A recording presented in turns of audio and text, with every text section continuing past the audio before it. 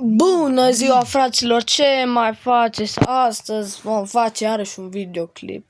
V-am zis că nu joc FIFA, dar uite că joc. Suntem aici în optimile de finală cu România, cu Croația. Știți că eu nu vreau să mai discut despre asta, să dăm play, să nu mai pierdem mult timp. Vă rog frumos să mă ajutați să fac 30 de abonați cât mai repede, că avem 28. Și hai să vedem ce face cu meci cu Croația. O bătut Belgia, România cu 2-0.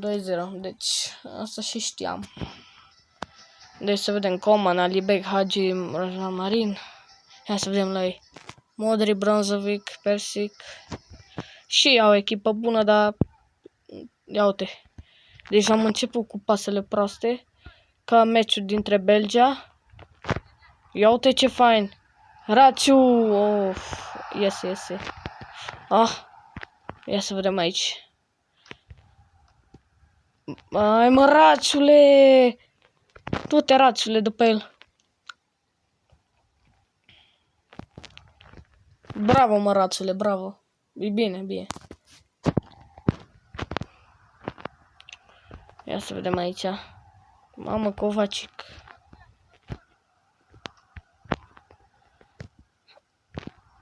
Hai, Rațiule, du-te, driblează și tu, fă ceva. Că n-ai făcut nimic până acum. Bravo. Hai, Rațiu, pasă pentru Hagi. Wow!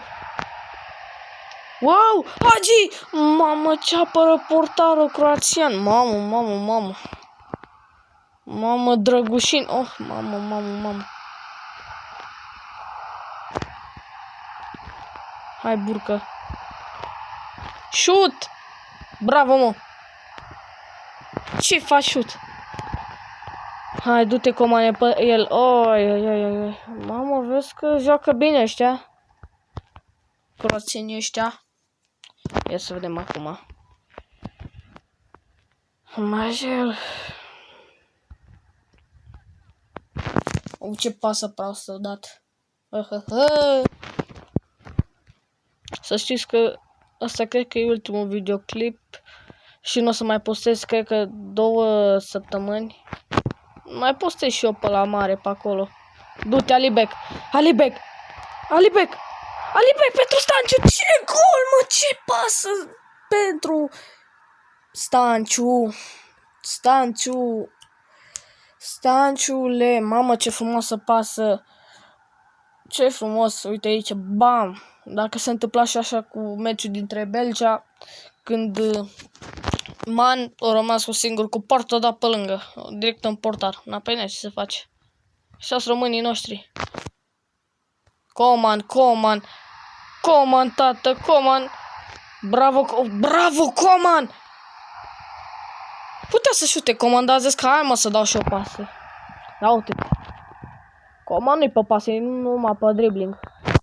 Prima repriză, gata. Gata pe Drăgușin.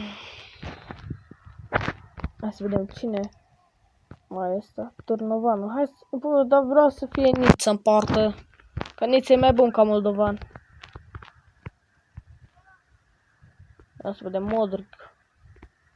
Niță e mai bun decât moldovan pentru că el a apărat cu meciul dintre Belgia. Cine a fost ăla, mă? Stanciu, cumva? Bravo, Marine. Coman, hai că tu ești bun pe dribbling. Da, pe pase, ei nu știu ce pase dai tu, măcar. Bravo, mă! V-am zis ceva de pase de Coman. Mamă, ce pas o da Coman, mă! Mamă! Mă gândeam că nu-i bun, ia uite ce pasă da Coman. Ce frumos! Ce pasă! Mamă!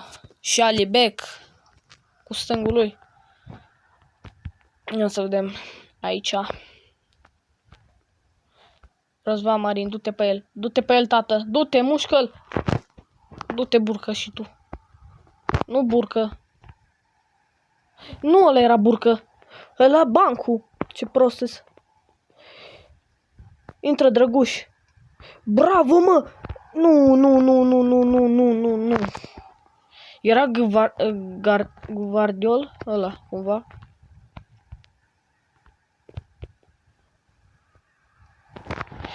Ce prost să m-am uitat în altă parte, doamne. Ioi, Malibek. Ioi, shoot, bravo, mă. Fă-l pe Bronzovic, că nu știe. Ce frumoasă ai, mamă, bravo, mă, Comane. Bună pasă. Afară. Hai că mai sunt 2 minute, 8 minute. Acum intră Drăguș. Pe final intră. Să vezi ce prostii face la. Bravo, Drăguș! Oha! Bravo, Drăguș. Bine că nu are viteză, dar dribbling are. N-are viteză. Oricum e terminat meciul. Gata. 2-0 România. Și ajungem în sferturile de finală. Să vedem cu cine suntem. Ia să vedem. Cu Italia.